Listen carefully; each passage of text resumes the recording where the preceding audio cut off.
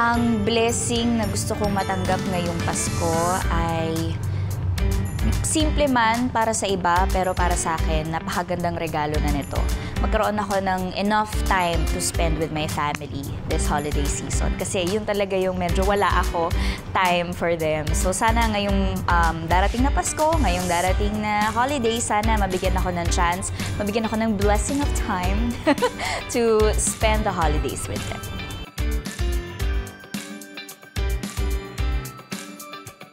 Ang blessing na gusto ko namang ibigay sa iba, para dun sa mga inaanak ko, happiness na lang muna.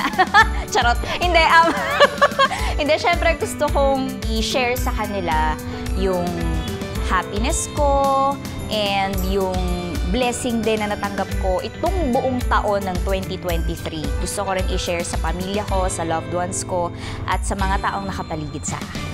Ang mensahe ko po para sa ating mga kapuso ngayong darating na Pasko ay sana po sama-sama natin at sama-sama ninyong ma-celebrate ang napakagandang okasyon na to, ang napakagandang holidays na ito kasama ng inyong pamilya at ng inyong mga mahal sa buhay. Merry Christmas mga kapuso!